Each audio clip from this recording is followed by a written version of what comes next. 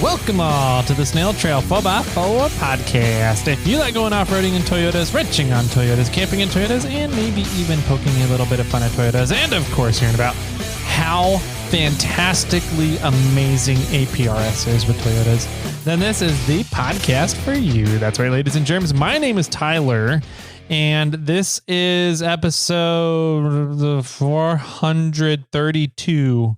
23.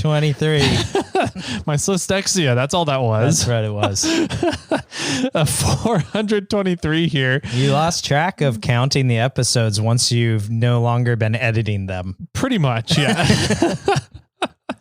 Oh man. So that maybe I just need to hold there, up the books from now can on. We get flashcards? Yeah, or we need like flashcards. What are those? A prompter. We need a teleprompter. You know, I've thought about that. Really? I have. We're going to teleprompter for the podcast. Well, I thought it'd be really great for like Zoom meetings.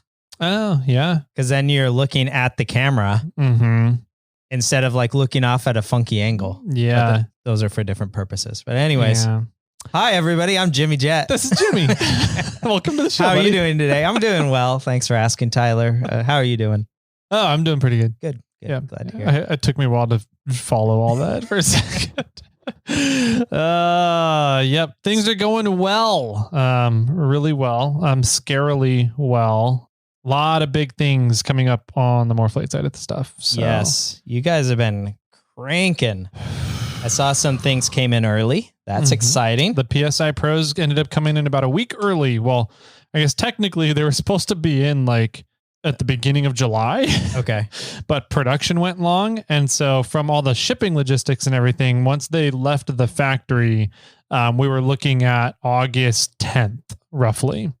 And they came in like August 2nd. Wow. So, okay.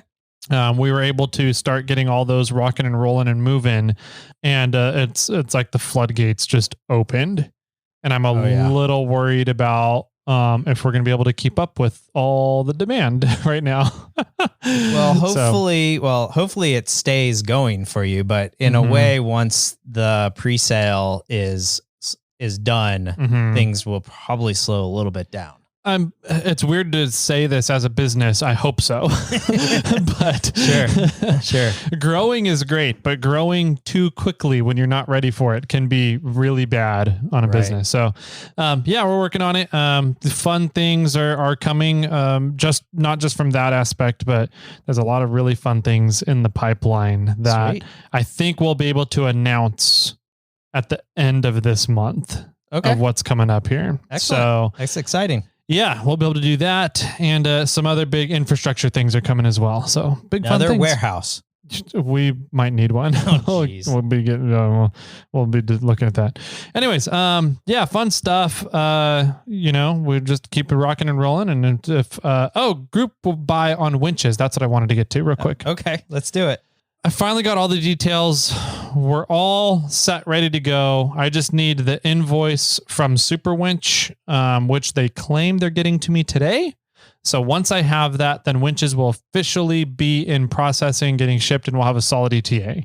For those asking, no, they have not shipped yet. They're not at the warehouse ready to be picked up, but we're getting close to it. So sounds good. Yep. All right. And we'll probably send an email out once with some information once they are ordered and being shipped, so people can get an ETA. Yep. In regards to things that have not shipped yet, the Flex Power Tools have not gone out yet. Just a heads up to everybody. However, Tyler and I did sit down before this recording and organize that and pulled everything aside and had a discussion with Morphlate Sean, who's the shipper, and hopefully we will get those out today or tomorrow, depending on his schedule with all the pre-sale of the PSI Pros, because they are slammed at this moment. Correct. Also for Joe Z, that includes the winch. Yes. The winch from the 500 reviews giveaway that we did on Apple Podcasts. And we have another giveaway going on Apple Podcasts. We do indeed. Or did we reach 550 yet? Oh, we did. We were going to pull that as well. But we didn't. When we did the birthdays and FNGs. Shall we? Time out. All right, we'll do it now.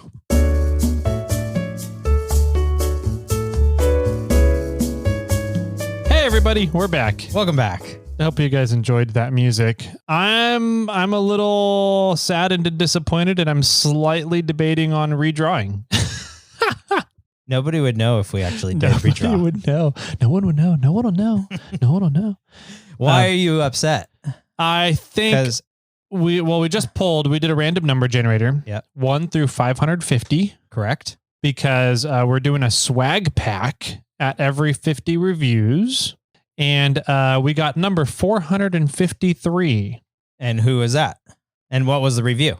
The name is Tanner is Cooler. Then who? I'm Everybody else. guessing everybody else. Tanner's the coolest. Mm-hmm. And you might figure out why I want to do a redraw after I read the title of the review. Okay, I'm ready.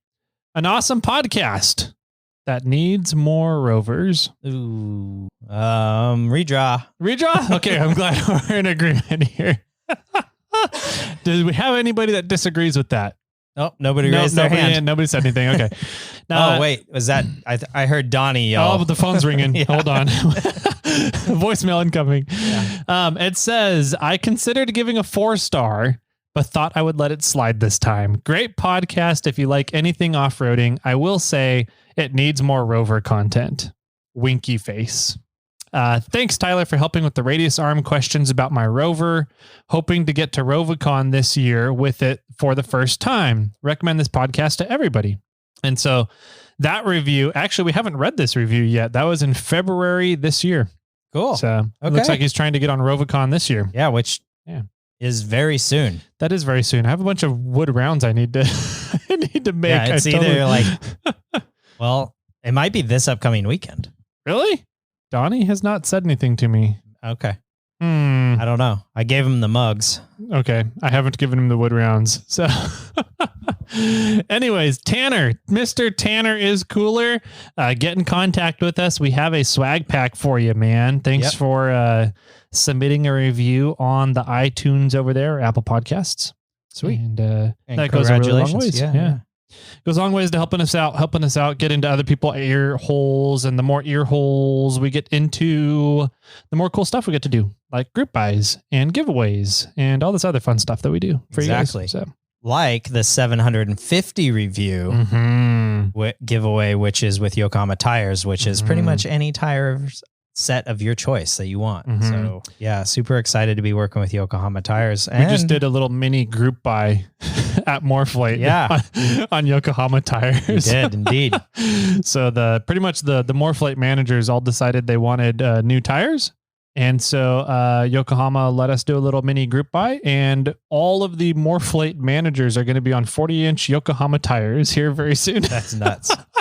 I think it's awesome.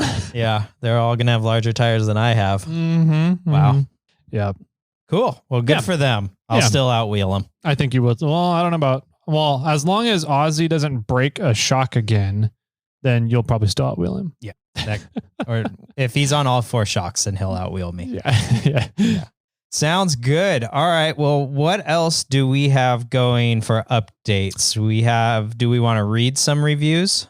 Yeah, I got it all open right now. Let me go back to Indiana Jones status. All right, so we're right here. Found where we left off. We have this one from M. Floth. M. Floth, thanks for writing in. It says, awesome podcast. In quotes, the best 4x4 podcast, exclamation point. Nice. I like it. And then it says, my boyfriend, said, like, dash, my boyfriend. Oh. And so it's like the boyfriend is saying that, you get it? You get it. Sense? Yeah. And he's always right. So it must be true. Yeah, absolutely. Most guys are. I have a feeling somebody's boyfriend stole their phone and wrote a review, which we totally approve. Good job. Next one. Oh, Mr. A. Cardina. Hey, Andy. Andy Cardina. Man, number 13 says, great show that covers all things 4x4 fun and interesting, worth checking out. Thank you, Andy.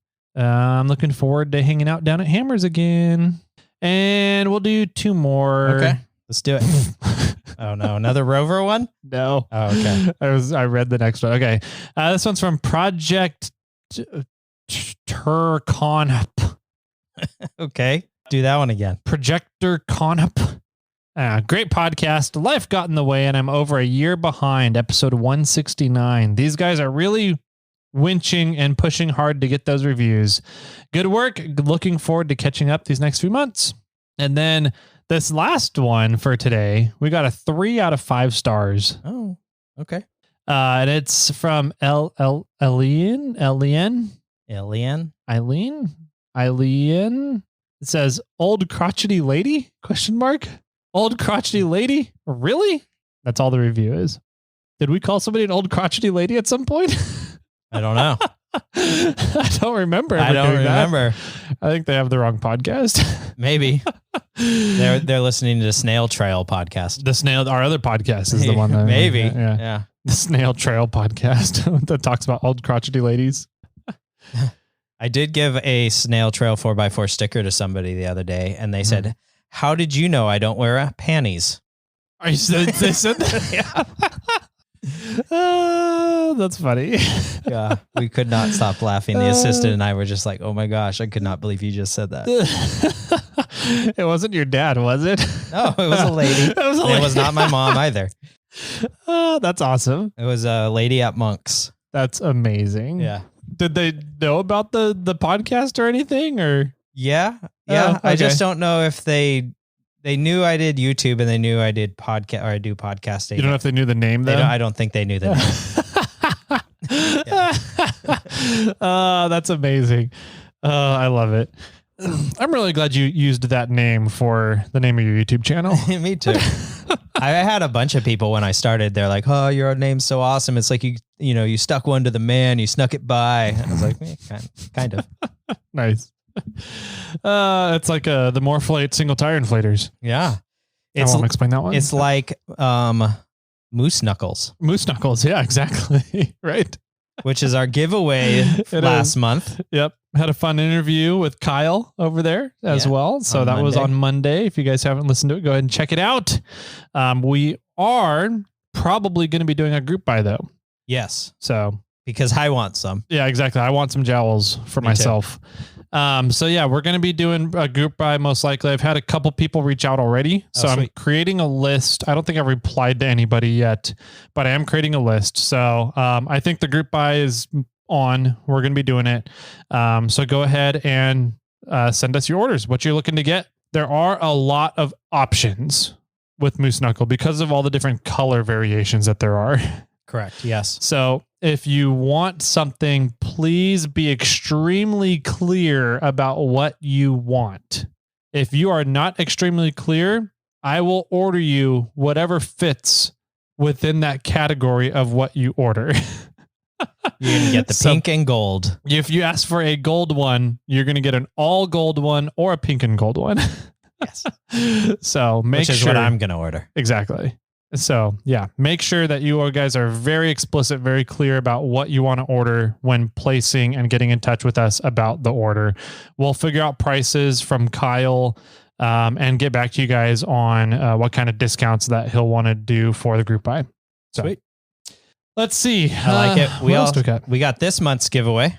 We do, which is with Spartan Rope, our good buddy Nye over at Spartan Rope, and he invented a really cool receiver shackle setup. I thought that he invented it. Turns out after we said that, and I was like, I don't know if there are any others out on the market. Okay, I got some messages from people with other ones that are out on the market. Oh, cool. So there's a couple other really interesting product designs, but Nye's is unique. He completely engineered and designed that from scratch.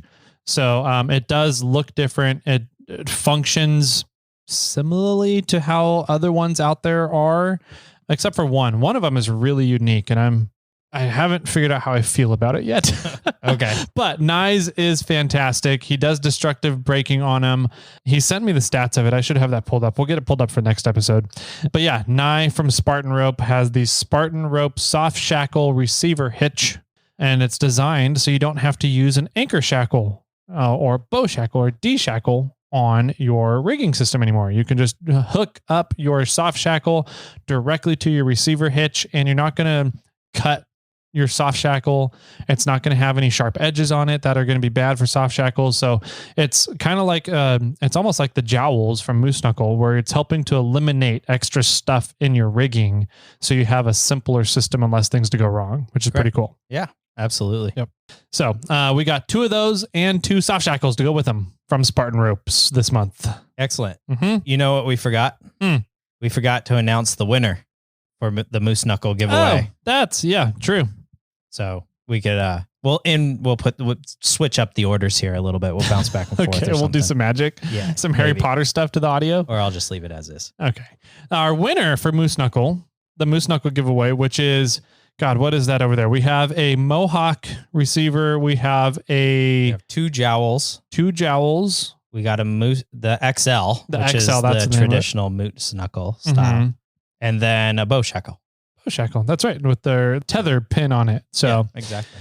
Very cool. There's a pretty good amount of stuff there. That total value was, I want to say it was right around $350 for everything there. And the winner goes to a lucky lady. Yeah. Which is highly ironic, and I absolutely love it. Megan O'Neill. Congratulations. You won a bunch of Moose Knuckles stuff. You won a Moose Knuckle. So Megan, we will get in touch with you. We'll probably email you, reach out that way. And then we'll just confirm your shipping address and get all these goodies sent over to you. So congratulations, Megan, on winning some Moose Knuckle goodies. All right. What else do we have? We have voicemails. We do have a couple of voicemails. Okay. So we can do those. Sounds good. This first one here has a +61 country code. I like it.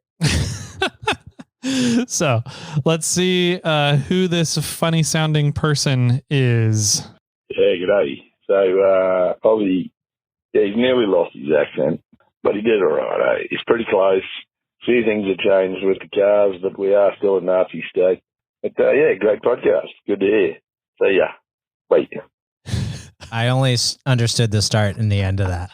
Me too. I didn't understand the middle part. Play it again? You want to play it again, and then I'll tell you what Google thinks he said? Yeah, sure. All right, here we go. Yeah, g'day. So Aussie, he's nearly lost his accent, but he did all right. It's pretty close. Few things have changed with the cars, but we are still a Nazi state. But great podcast. Good to hear. See ya. I still don't know what he said. Well, he said, good podcast. Ozzy nearly lost his accent. But he did okay. Then something about cars in the middle. And then he said, but it was a good podcast. Yeah. Should we call Ozzy in and see if he can translate? But let's hear what Google said at first. All right. Google says, hey, goodbye. So call me. There's never lost his accent, but he did. All right. It's pretty close. See things that giants with the calves, but we are still in Nazi stud. What? All right. It says, all right. It's pretty close. See things that giants with the calves, but we are still in Nazi stud. But yeah, podcast. Good day. See ya. Bye. That needs to go on a t-shirt. How do we get that on a t-shirt? That's so funny. All right, let's get Justin in here to see if he can translate. All right, let me grab we'll just yell out the door here. Justin. All right, come in here. Come into the studio. We need a translation. I know it was a matter of time before you got me back on here. Well, we just couldn't live without you on here. We just missed you. So, I know, kind of a big deal now. Yeah. So we had an Aussie call in, right, and give you kudos actually. Mm-hmm. But we think he did. Yeah, we think he said we understand in the beginning of what he said, right, and then we understand him saying "good podcast" at the end. We didn't get anything in the middle. All right. So did you just nod and smile the whole time he was talking? Us? Yeah. Pretty much. Yeah. And then Google translated it. Absolute rubbish. So let's see what you got. All right, Mr. Aussie. Here we go. Yeah, g'day. So Aussie, he's nearly lost his accent, but he did all right. It's pretty close. Few things have changed with the cars, but we are still a Nazi state. But great podcast. Good to hear. See ya. Wait. I still don't know what he said in the middle. He said something about cars. Yeah, so he reckons I'm losing my accent, which is pretty close to it, you know, because Unfortunately, if I kept my thick Aussie accent, no one's going to understand me when they call the Morplate phone. They'll think they're in some call center out overseas. Yeah. So, yeah, he said a few things have changed. Australia's still a Nazi state. So he did say Nazi. Nazi? Google did Yeah. that. Oh, Okay. Yeah. And I can't remember what he said after that. Something, but yeah, a good podcast. Yeah. That was Yeah. a good podcast. Pretty much the trick with Australian, it's context. All context. Okay. Yeah. Okay. So you just kind of like jumble the words together and figure out what he's saying. Yeah. Okay. I like it. Yeah. And it's like, So what he was saying, the cars are, it's like a Nazi state. yeah. Some things have changed a little bit, but it's still a Nazi state. All right, let's listen to this one more time. See if we can pick that up now. All right. Yeah, g'day. So, obviously, he's nearly lost his accent, but he did all right, It's pretty close. A few things have changed with the cars, but we are still a Nazi state. But, yeah, great podcast. Good to hear. See ya. Wait. I still didn't pick that up. I don't understand how you guys can't figure that out. That is, The car, he said something about the cars are still a Nazi state. no, the cars have changed a little bit, Okay. but it's still a Nazi state. What does that even mean? From all the vehicular not recreation, all the vehicular code, the vehicle codes that you can't do to vehicles. In They're- other words, the country's full of fun police. Got it. Yeah. Mhm. So Got it. that's the Okay. short version of Yeah. it. Okay. But yeah, it's like now if you feed me a handful of beers and get me on the podcast, We'll get a different story. oh no, you're not going to understand a word I say. That'll will be on the Snail Trail after hours. Yeah, that'll go on the other podcast. Is that the Yeah. Sierra Trek podcast?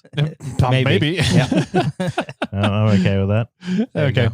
All right. Cool. Thank you for translating. You can get back to work now. Okay, thank you, Dad.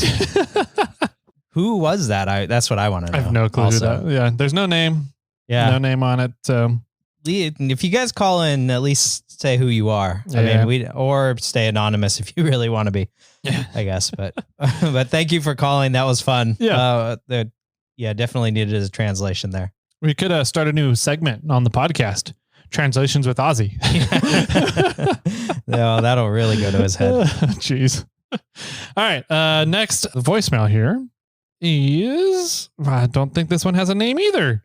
Sounds like it's a Jeep person though. Let's see. All right. Let's see what they got to say. Think of it like driving a Jeep. Still technically a car, but no one who drives a Jeep refers to it as a car. It's the Jeep, as in, I left my phone in the Jeep, going to go gas up the Jeep. My Jeep got stuck climbing that 3% grade. I think that was a recording of something else Possibly. from somewhere else. Maybe. But I like the ending. Yeah. I mean, I think the whole idea is that think of how life must be like driving a Jeep. It's technically just a car But you refer it to as something else. as something else, because you always hear people saying, "Oh, I left my phone in the Jeep. I got to go gas up the Jeep. The Jeep got stuck climbing that 3% grade." Right.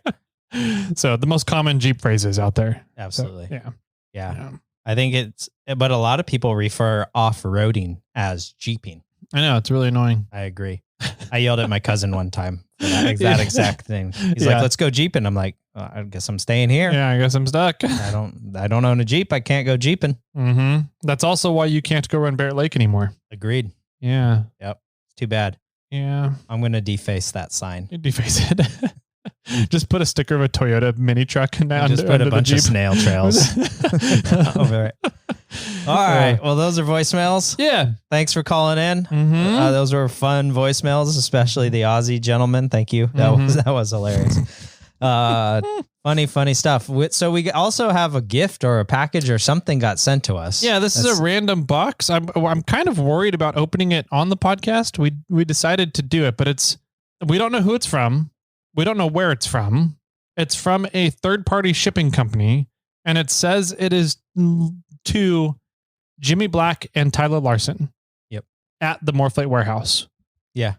So I'm a little concerned, but I'm a little excited. We're gonna find out right now. Yeah. In front of everybody. Alrighty. What it is. You got it. It's a lighter weight package. It's like 2.5 feet long and narrow. I don't know. Oh, What is it? it's a goodie package. It's a goodie package from Gear Wrench. Yeah. That's cool. That is pretty cool. I don't think we ever asked Gear for wrench calendar. Uh-huh. Some gear wrench tees.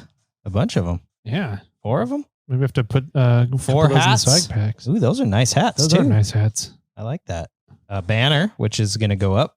Oh, those are cool. And koozies. These are the slap kind. Snap bracelet koozies. And there's 4 of them, so we could have one on each hand, like superpower cups. With our powers combined. I'm even wearing my gear wrench shirt today. That's funny. That is hilarious. Yeah, Hey. we gotta put a gear wrench hat on, and then we gotta snap a photo of you. It's times like these that I wish we were doing a video podcast still, right? Yeah. Oh yeah. Well, cool. Thanks, Gear Gear Wrench. Wrench. Yeah, that calendar is cool. Oh, that's sweet. We'll hang that up in here. Yeah, so we know what date it is. Yeah, we can like start writing out that way I don't forget which episode podcast we're on. Yeah, exactly. We'll put all the numbers out for you. Yeah. All right, that was a fun little opening. I'm glad we did that now on the air instead. Yeah, that worked out well. Yeah. I mean, if I it was worked worried. out poorly, we'd just cut it out. That's true, I guess. Oh, that's funny. All right, I think that's all the updates that we have. Half an hour more or less into this podcast. Those are some fun updates, though. That's true. All righty. Let's see. We do have a couple other. We're kind of like a ad lib this episode a little bit. We have a couple different options. Okay. Choose your adventure. How's that? Sounds good. We have a fun topic, a fun question, I think, from a listener that I got. I don't even know if he's a listener, actually. Oh. I think he may have just seen my Instagram account and what I've done with my 94 4Runner. And he just got a 94 4Runner and has questions about axles. Ooh. Which This is my isn't the favorite one you topics. were talking to me about earlier? It is, yeah. Okay. So I think there's- that's a main topic. You think that's a full main topic? You think Yeah. it'd be a whole Monday episode? Could be. Okay. Then the other options are what we've been up to. Yeah. I think that's a good starting spot for a Thursday. Sounds good. We can do that. I want to hear about your experience with Onyx Offroad up on a mountaintop. It was pretty cool, actually. So, full disclosure, we've been talking with All right. Onyx. I can't take you seriously, though, with all that the- gear and swag all over you.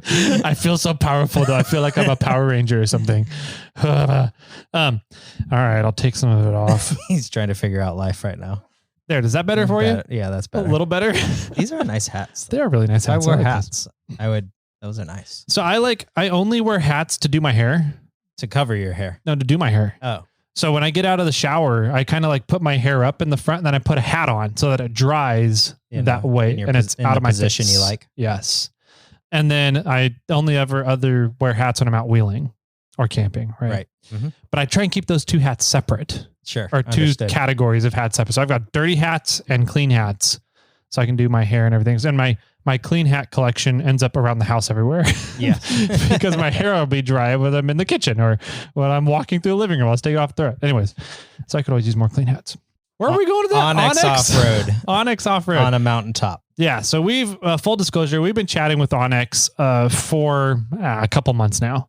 Yep. And because we've been really noticing the stuff that they're doing in the off-road industry, and we love what they're doing in the off-road industry, everything that they're doing, all the trail advocacy that they're doing. They're supporting Tread Lightly big time. They're working really well with California Four-Wheel Drive Association, off-road clubs everywhere. We've been paying attention for a while, but we really like Gaia. We've used Gaia forever. And so while we were up at PNW Expo, we got to sit down with a few of the Onyx people to talk about the app and the features of the app that we don't like, the features of the app we do like, and to kind of get a tutorial walkthrough of some of the new features they've been coming out with. So in short, I know that the biggest complaint I've heard about Onyx from people is that there's just too much data in your face all the time, all at once. Got it. Okay. And it's hard to sift through the data to actually see what's going on with the map. Sure. And the spaghetti. I think that's even what they called it. Yeah. The neon spaghetti. And they showed me how to turn it off. So now that we can turn it off and they have a different map other than the satellite view, they have like their topo map. Yeah. Which has high contrast between trails, land, and reservoirs, lakes, rivers, stuff like that. So you can see really quickly and easily what's going on everywhere. But they still have the satellite imagery. So you can, if you want to go exploring and you're not just going to the tracks that you have in your memory and you want to go exploring, that satellite imagery is really nice to do that with. Cool. Okay. So they're just launched a few new features that we've been playing around with. And so one of them I got to play around with not too long ago because we've been trying to figure out for Sierra Trek when the snow is going to be gone and to know whether or not that, we got to pull in a dozer or something to clear the snow off of the trail into Meadow Lake from Truckee or from, I guess, Highway 89. Right. Mm-hmm. Meadow Lake Road. And so they introduced a new feature recently called Recent Imagery, which is their satellite images, but they update them every 2 weeks. Wow. Which is really impressive if you think about it. Yeah. And so their whole database in every 2 weeks. Yep, exactly. That's impressive. If you look at their satellite imagery, and if you have a premium membership with Onyx Offroad, their satellite imagery is within 2 weeks. Yeah. So you can look at it and be like, oh, there's still snow on this trail that I'm wanting to go to. Or you can look at it and be like, oh, looks like the snow's all melted off now and the trail should be clear now. Right. Wow. You can look at it during the winter time and see where snow levels are for snow wheeling. Right. That's cool. And they also have the weather built into it all, the 10-day forecast, snow levels, approximated snow levels at that location, etc. So pretty cool feature that I was playing around with the recent imagery. But then another feature popped up that I wasn't even trying to play around with. But when it popped up, I was like, okay, that's pretty fucking cool. I was out on Fordyce this weekend, or yesterday, I guess, Monday, setting up the repeaters for Sierra Trek, the communications. And I needed to record my track, my foot trail from where the repeaters are back to the main road. And so I pulled up Onyx and I went to hit record track. And when I went to the screen to record your track, the 3D mapping popped up automatically. Oh, neat. Okay. And since I was on the canyon wall, Fordyce up at the top of the canyon wall, and I had just gotten done shooting a video pointing out kind of some key geographic features in the Fordyce Canyon. Yeah. So where Signal Peak was, kind of where Sunrise Hill, the first river crossing is, where Winch Hill 1 is approximately, where the second river crossing is, where Winch Hill 2 is, and then up and around the turn for Winch Hills 3, 4, 5, Lana's Hill, all that back up to Meadow Lake. I was kind of pointing all that out from my viewpoint in the video I did on Instagram. And so when I pulled up Onyx with the 3D mapping, I was able to have a view of the canyon and the trail through the canyon and all my waypoints in the canyon. So I could see exactly where Winch Hill 1 was from my viewpoint on top of the canyon wall in the 3D software on Onyx. That's cool. So when you turned your body and the camera, it scanned the horizon and it knew 3D mapping wise where more or less where you were and where things were. And it was, you're like, okay, yeah. So Sunrise Hill and Winch Hill 1 are kind of that direction. And then if you spun around, you found 3, 4, and 5 up the hill up towards Meadow. Yeah. That's rad. It was really, really cool. It kind of caught me off guard because it wasn't what I was trying to do at all. Okay. Yeah. And it was really neat because I did a screen share, a video grab of the screen of my phone showing Onyx and kind of like doing a panorama scan of the canyon and showing, yep, the Winch Hill 1 is here. Winch Hill 2 is over here. And then I held it there and switched over to the actual camera of my phone so that you could see the actual canyon, not the 3D and software. And I was like, look, here's what I'm looking at personally without my phone, right? Yeah. The view I have. And then I switched it back to Onyx and how all the 3D mapping and everything lined up perfectly with what my view was. Wow. It was pretty cool. That's neat. Yeah.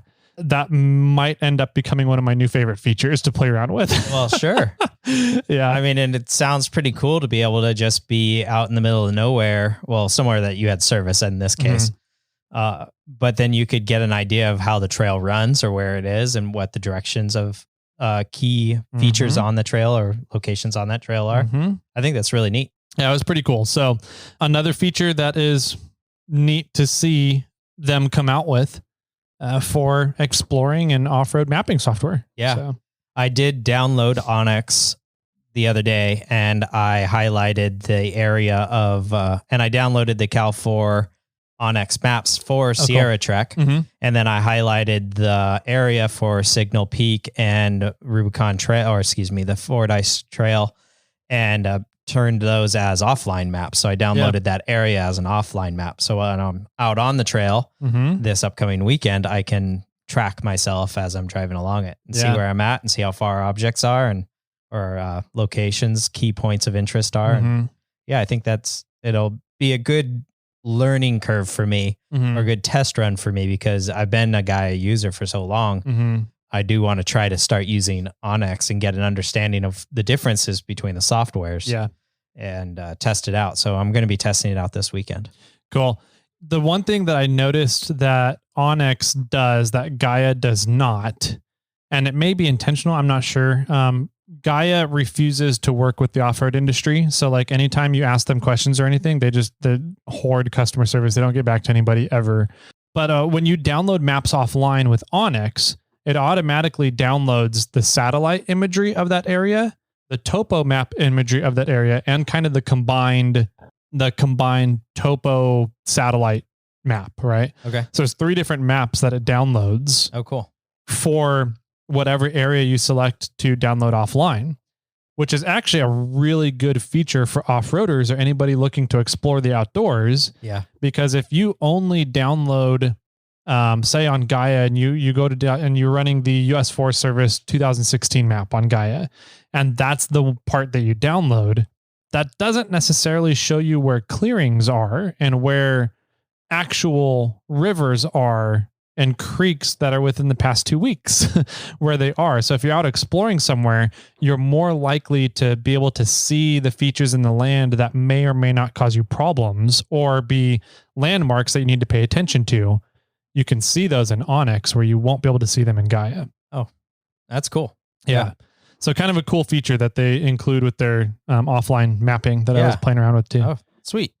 Another thing about Onyx that just happened recently, which is a big update for them, not so much for us, is they just expanded into Canada. Oh, yeah. So I think at the start of this month, or maybe a week or so ago, which was about the start of the month. Anyways, so now people in Canada can use Onyx. Yeah. So that's really good because, I mean, we do have audience up that way. You guys can try it out for yourself too. Yep. So some pretty cool stuff that they're doing. You know, it's taken us a while to get over there, mainly because of the neon spaghetti. But now that we've learned how to actually use the app properly, there's some pretty cool features there that I didn't realize they did. Yeah, absolutely. I'm not the techie type of person that you are in regards to that. Nerdy. The nerdy. That's what we call type of person that you are in regards to that diving deep into the software. But I'm just more of a user interface, like how does this work? What do you need? And so I don't really use mapping software all that often. I was tracking my trips on the softwares, and that's all I ever really used it for. So I'm just gonna have it up and running and testing it out this weekend. So we can give an update when we get back from Trek. So another fun thing that I want you to test while you're out there is APRS. Okay. Does it work through Onyx? No, it doesn't. But I set up an APRS digipeater with the Sierra Trek communications repeaters. Okay. That's what you were doing at the top of the hill. Yep. That's what I was doing at the top of the hill. And so APRS, we've talked a little bit about it on the podcast before. It's a geolocation tracking protocol via radios. Correct. So you can track positions of people via GPS coordinates, and they can be displayed for you on a map. And but it's all done through radios. Whereas, like if you have like a Garmin InReach, it does all the breadcrumbs, and tracking via satellites. Okay, which works. It's great. It's an awesome piece of equipment, awesome piece of software. It's just Garmin InReaches are expensive. Yeah, I mean, if you're going out a lot, I highly recommend to have one. They're worth their weight in gold when you need them. But APRS is actually a pretty nifty little system that doesn't cost you anything. And you can set up an APRS tracker for as little as like $100. And then there's no monthly service fees. Just people need to know how to be using. You just need to know how to be doing it. Yeah. And how to use it properly. So yeah, I set up an APRS digipeater because my thought is we can run a private APRS network to keep track of all the runs for Sierra Trek. Yeah. I mean, that makes sense. Mm-hmm.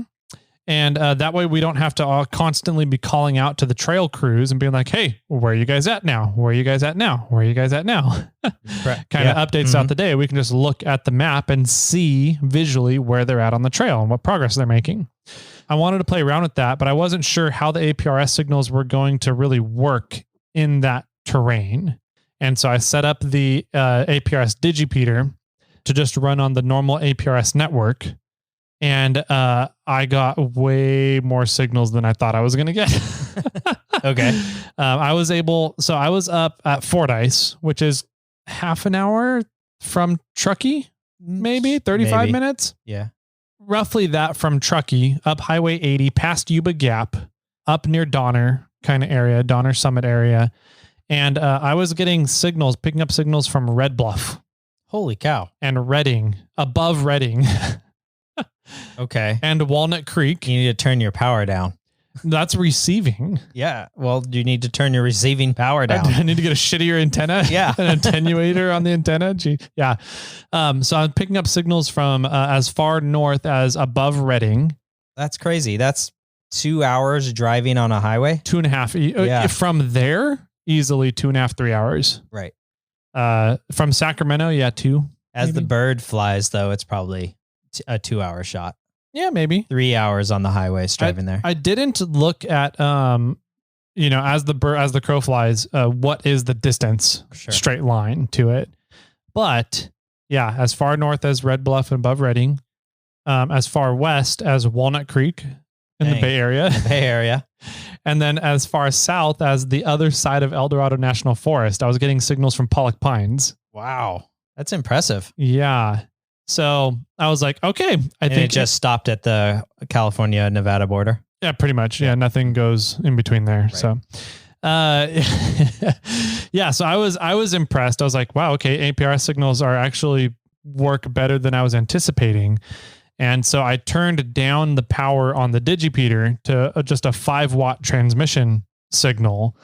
And I'm still, even at a 5-watt transmission signal, I'm concerned about the digipeater running down the battery overnight. Because so many signals. Because it is picking up so many signals. Wow. Okay. So that problem would get fixed once we run a private APRS network. But I wanted to kind of play with it and test things out. And we'll have the Starlink in camp. So I'll be able to have internet connection to watch all the APRS signals coming in from the communications booth in Meadow Lake. Okay.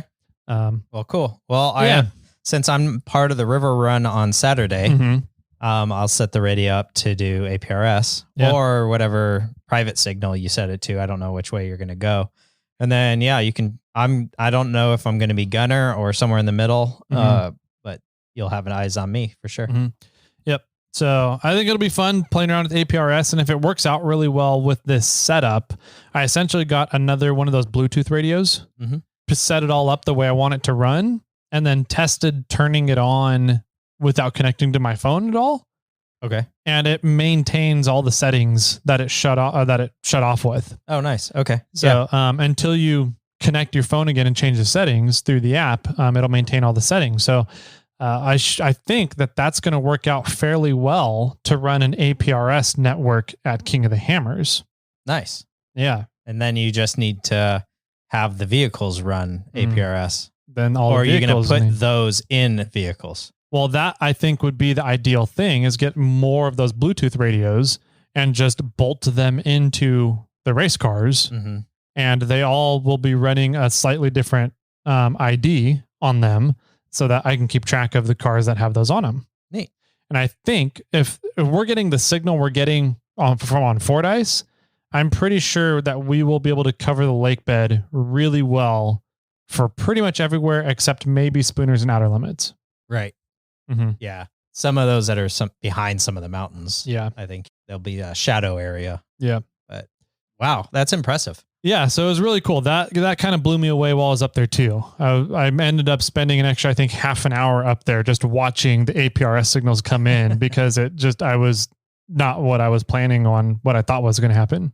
Right. Wow. Cool. But yeah, I set up a UHF repeater, which is the main communications repeater. And then I set up a VHF repeater that I just had finished built. Building, whatever. And had just built. And that is going to be the main comms repeater for King of the Hammers, since all the race cars like to run VHF commercial radios. Understood. So we're testing that one as well. I'm also kind of using it as an emergency back channel for Sierra Trek. Wow. So yeah, so you have 3 radios up there for the most part. Uh-huh. That's okay. Yep. Running on a 100 amp hour lithium battery and a 200 watt solar panel. Got it. So we'll see how it goes. Yeah. Good luck. Thank you. But yeah, that was my yesterday. And then Sunday, I got to play around with a third member. Oh. And a steering box. I heard about that. Yeah. Heard you guys didn't think you were drilling deep enough. Yeah. I have that problem sometimes. I just don't think I'm getting deep enough, as deep as I should be getting sometimes. Every time. So, MF Orion is building his Forerunner, right? So he ended up getting his hands on a high pinion third member. I heard about that. I'm totally jealous. 8-inch high pinion that the seller thought was a low pinion 4-cylinder third member. I wanted to buy it off of him. Yeah, he got a screaming deal. And then he was asking me, he goes, I don't think this is right, but is this a 4-cylinder or 6-cylinder? And I was looking at it. I was like, oh, it's definitely not a 6-cylinder. And I was about to say it was a 4-cylinder as well. And I was like, it doesn't look right for a 4-cylinder. And I couldn't put my finger on it. And then I was like, the fucking pinion's on the wrong side. And I was like, you have a high pinion third member. He goes, no way. I got that for like $50. I was like, fuck you. Get out of here. Nice. So, he needed it rebuilt though with 529s and a locker in there. So he got a Lockrite Aussie locker off of Morgan and some 529 gears. And we went to install them on Sunday. Okay, cool. And so I have all the tools to do that. So we started working on it and we couldn't figure out, we weren't able to get it within spec, right? So for preload and backlash, we couldn't get it within spec of what those needed to be. Interesting. And so we sat around, struggled for a long time. Then we called our buddy over at OCD Fabrication. Yeah. And we're like, we're late in the day now. We're 6 hours into this job. It's freaking hot in my garage. Our brains are fried. Can you just walk us through the steps that you do when building a high pinion third member Toyota with a solid spacer? So he starts walking through it and going through it. And he's like, yeah, once you put the pinion flange back on to test your preload. And I was like, whoa, right there. We haven't been putting the flange in. He goes, you have to. I was like, that makes sense then. Yeah. There it is. There we go. Ding, ding, ding, ding, ding. Here's your sign. Yeah. And so at that time, Ryan had to go and let his dog out. So I finished up. I pulled everything back apart. I redid. We also shallowed up the pinion a little bit and then put it back in, tested it with the flange in, and within an hour and a half, I had the third member all set. Nice. Good job. So the third member is pretty much ready to go. It needs the pinion seal, which means we have to take it back apart to put the seal in and then put it all back together, make sure it's still within spec, but we should be good to go now. Cool. So, well, that's good. Glad to hear that eventually worked out. It eventually worked out. Yeah. And I heard the tapping of the power steering box went fairly well, except that you guys kept drilling the top one deeper and deeper and deeper and thinking, you're like, why am I not hitting the vein? Why haven't we hit the vein yet? Yeah. And it just was deeper than you had anticipated it being. Yep. It was deeper and that vein is smaller. It is than I was anticipating too. And I've tapped, this will be the third box I've drilled and tapped. And for some reason, I don't remember the vein being that small, but we kept like going down with the drill press and we're like, we should be, and like we stuck a stick in there and then, put our finger on to gauge as like a depth gauge, and then took that out and put it kind of next to the top part to see if it was down into the vein on the front side or where the vein is. Yeah. And we're like, we should be in the vein right now. Like we should be past the vein. And so we stuck the depth gauge back in, and then we stuck a pick in the vein, and like the pick went all the way through past where we were drilling in. And we're like, either we're fucking magical or we're just not there yet. Yep. So we just kept going further and eventually hit the vein. So, but once we hit the vein, everything went super smooth from there, but we were getting a little worried and a little anxious there for a bit. How did you line up how to drill that specific spot down to hit the vein? The string method. Yeah. I think that's the best one. And we got it dead center. So yeah. I think that's great. And so pretty much you attach the string or hold the string on one side and hold the string on the other side at the center of the vein. Right. And then you can essentially mark the top, and that more or less lines you up. Yep. To hit the vein. Yeah. We put a punch in the vein to hold the string there, and then pulled it up and over. Yep. But yeah. Cool. Mm-hmm. Yeah. I think that that's the one I've done in the past. So that one's good. Yeah. Yep. That worked out really well. So there's that. The steering box is all pretty much set, ready to go. So he just needs to reassemble the box now and get the oil seal on the third member, and then that'll be ready. And he's got the suspension pretty close to being done as well. Sweet. So yeah, good for them. Yep. I know Sean's getting close too, right? He was, but he's having a no start issue. Oh, right. No crank, no start. And he took it as far to, we pulled my ECU from my Forerunner up at Ori's and let him try my ECU, and it still wasn't working. He's getting the same symptoms. So we tested the starter, and it was bad, or he tested the starter. The starter was bad, but there was something else going on because it's nothing. Like it's not even getting a signal to send power to the starter, or for the starter to kick over, the relay starter to go.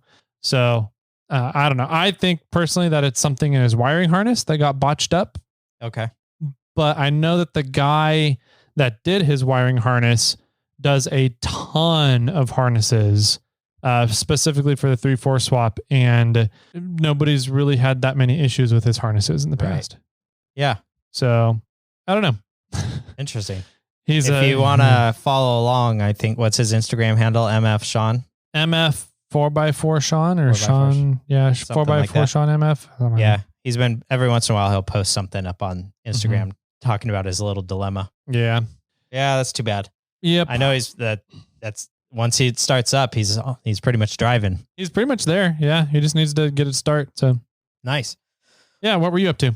I had a baseboard party this weekend. Fun. Yeah. Yay. My buddy Joe came over and I bought like 200 feet of baseboards. Nice. And then I got almost 100 feet of baseboards from Dylan. How did that work? I mean, did he happen to have the baseboard that you needed, or does he have a hookup on baseboards? No, he purchased baseboards that were the baseboards that were already in the house. So there was a few rooms that had baseboards. Mm-hmm. There was a lot of rooms that had like the old school 70 baseboards that we were removing. Okay.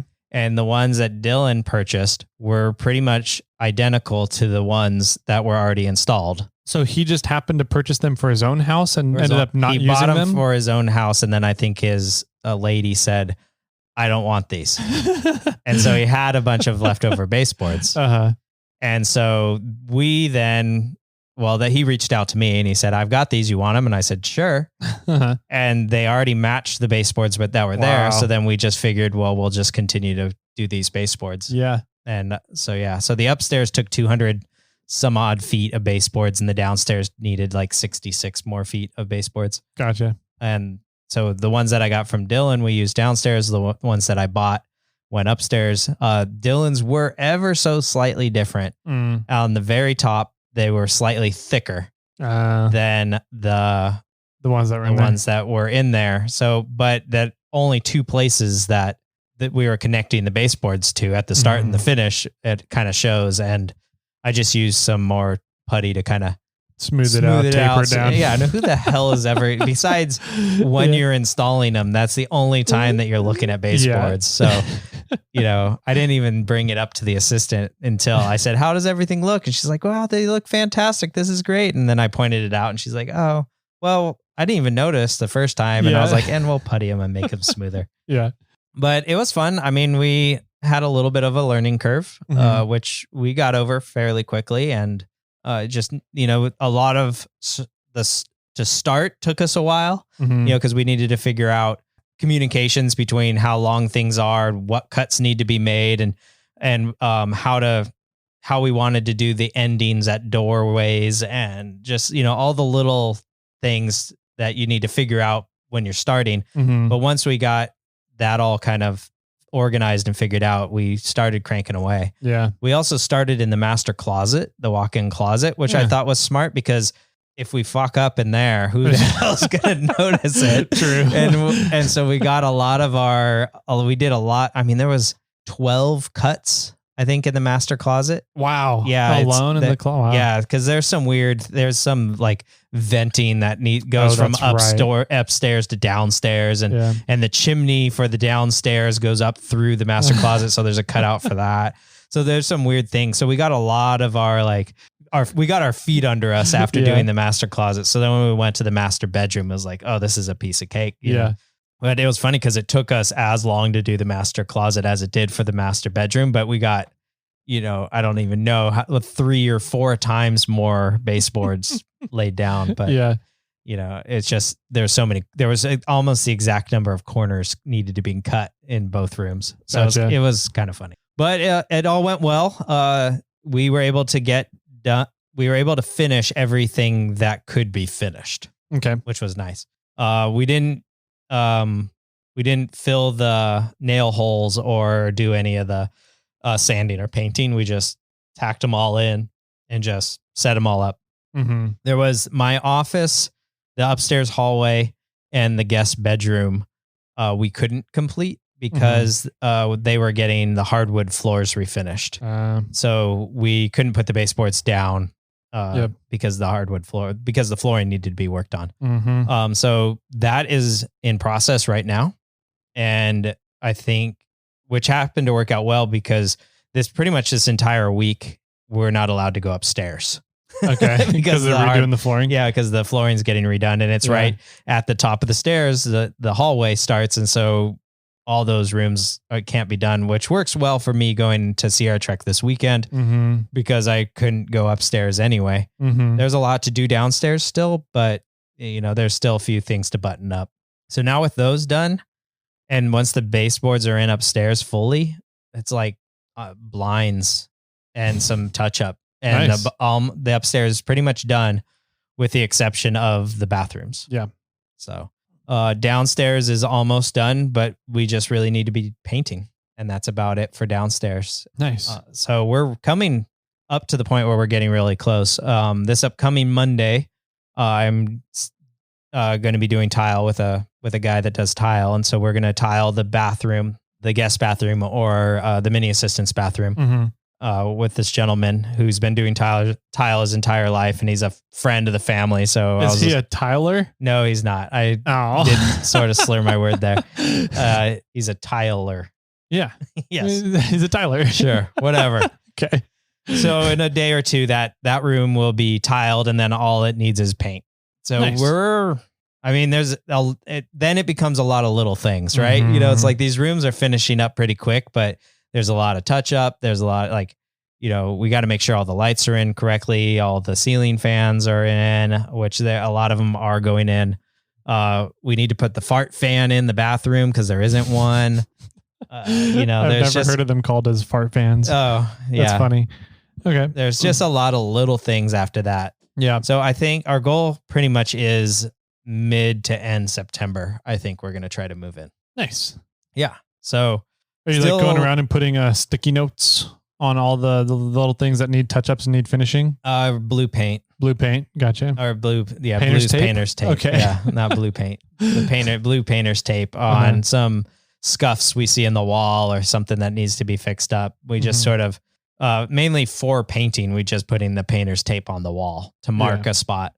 A lot of the, like for the guest bathroom, you know, we stand there, we go, yeah, we still need to put a mirror in here and put the light in here and, you know, do the tile and paint the wall and, you know, put the toilet in. And, you know, there's still a lot of things to do in that room. So there's not a lot of marks going on because there's still a big job for the most part. Yeah. But it's fun. I mean, I'm having a good time doing it. The assistant though is like, she's just losing it.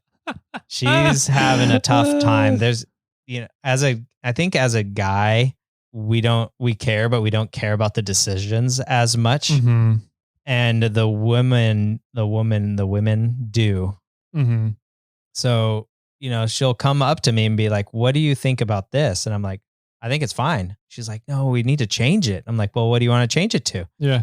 I don't know yet. You know, like, well, then why do we need to change it? Yeah. Like doors are a perfect example for this, and outlets. You know, we have the older school rounder kind of style outlets similar to what's in the shop or here, the warehouse here, you know, it's like she wants to change them to the square ones, you know? And I'm like, why? Yeah.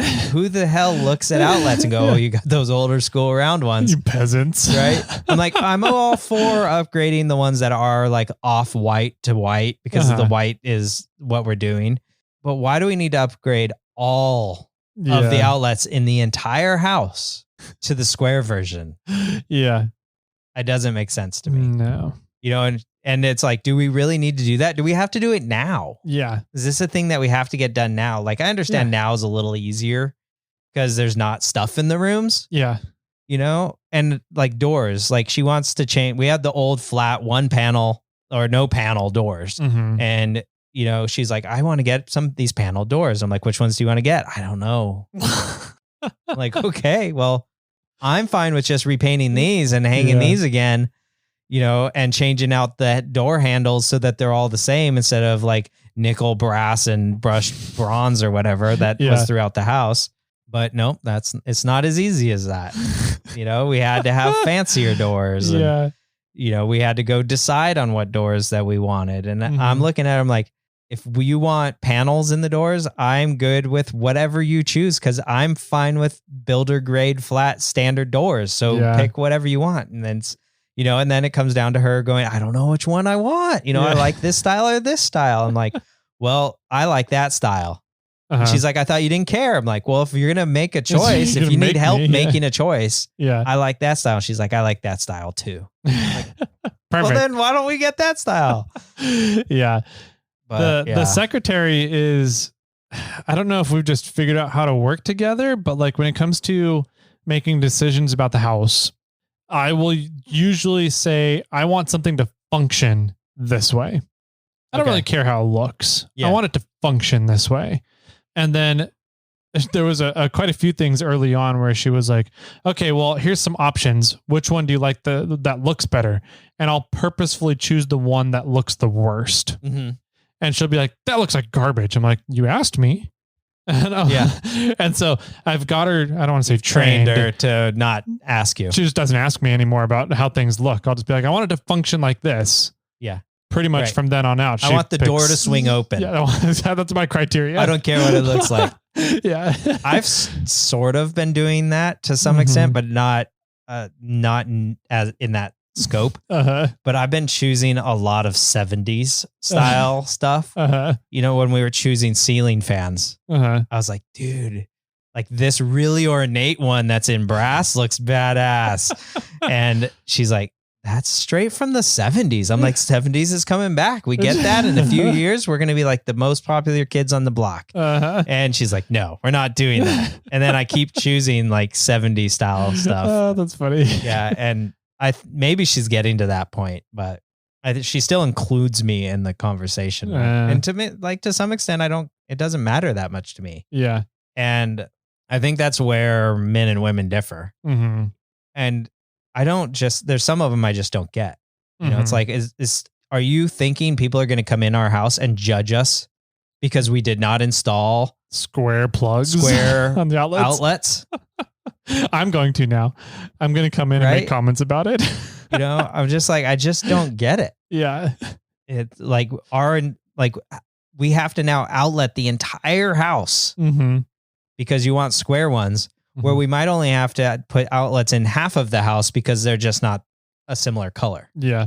Yeah. I don't. I'm going to stir the pot. Oh yeah. Please bring it on. It doesn't matter at this point, but you know, and then, yeah, doors, like we were looking at these 2-pane doors, but we didn't like the 2-pane doors.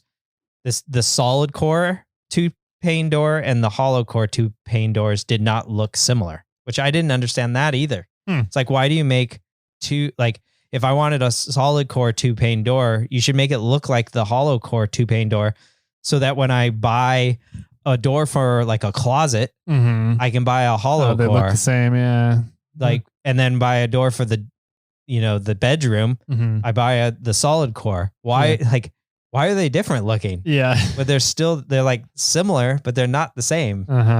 So we went with all hollow core because we've had a hollow core our entire lives and it hasn't Never really noticed. bothered us that much. Yeah. And it's like $15 cheaper per door. But Yeah. it's all these weird little things. And it doesn't bother me as much as it bothers her. So I just have to do the work. Yeah. Nice. Well, Yeah. cool. Things are coming, I don't want to say to an end, but they're starting to wrap up here. They're starting shortly, to wrap up, so but it's you're- not coming to the end. You're seeing the end of the tunnel. I'm seeing a move-in date. Nice. But once again, I mean, our master bathroom isn't anywhere near done. Yeah. So we're going to move in and all three of us are going to be using one bathroom for Yeah. the most part. For at least that we have 1.5 bathrooms in that house as when we move in.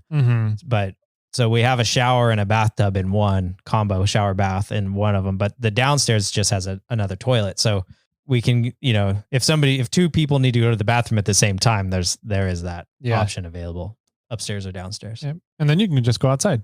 Yeah. And I'll just go outside. So dig a hole there or you something. We have had some contractors be like, "Hey, is there a functional bathroom here?" We're like, "Yeah, downstairs." Okay, great. Nice. Well, cool, man. Looking forward to kind of going in there and seeing how everything looks from how I remember the place. Yeah. So, There's a lot of things that don't really look like it's changed at all. You know, like we went from white walls to like a slightly brownish color wall, sand color, you know, or something. It's called bone. Okay. So, you know, and then a lot of the rooms we just painted. Yeah. You know, and put baseboards in. So like the Gotcha. room doesn't look all that different. But there are some rooms like my office, you know, that had carpet in it and had white walls. And now the walls are a greenish color and it's going to be hardwood floor. And Nice. Yeah. So I think there are some rooms that have a big change. Cool. And we keep talking about how we're going to set up our little bar nook area. So that's going to be some fun. Once we get to that point, I think that's going to be fun. Yeah. So that whole front room, we're going to make like a lounge Nice. room, which will be kind of fun. Yeah. You can turn it into a speakeasy. Just wall in That room and have like a and door. bookshelf door. Yeah. And to That'd get be in pretty there, cool. that would be cool. We'll see one day. Okay. Maybe the basement when I dig it. Yeah. Right. So. Well, cool, man. Yeah. Good stuff. If anybody has any feedback about any of that, unless you had other stuff. No, I think that's about it. That's enough for today. We did go to the newish speakeasy in Roseville. So that was pretty cool. Oh, I'll have to talk about that off air then. Yeah. Cool, man. If anybody had any feedback for us all, if you wanted to talk about how much your wives also love to make color decisions on you and what kind of outlets you have in your house, you can do that over our voicemail line, 916-345-4744. There's the grams of Instaland, and that's Snail Trail 4x4 and 4x4 Toyota Tyler. And let's see what else. There's emails. You can get a hold of us on emails, Jimmy or Tyler at snailtrail4x4.com. I think that's it. Get in touch with us if you are interested in the Moose Knuckle group buy we're going to do. We'll get information, final details, and ETA of the winches out to you guys, hopefully before this episode airs. And leave some reviews for some tires. Yeah. From Yokohama. Sounds good. Cool. We want to keep going down this little rabbit hole. You can always get merch on Snail Trail 4x4. Sweet. Let's see what else is there. You can subscribe and follow along with the Snail Trail 4x4 Off-Road podcast on YouTube. Oh, that's true. Yeah, that is. And if you really have not bought a Morphlate right now, go over to Budget Overland because they're doing a group buy thing. Yep, check it out. And with that, I guess, Jimmy, do you have any final words for everybody out there?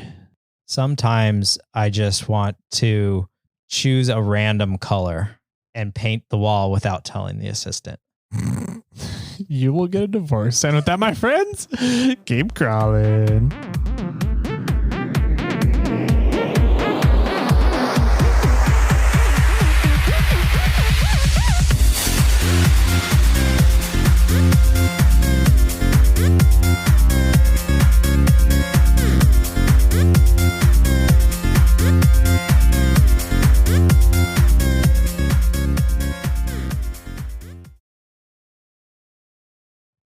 I got one for you.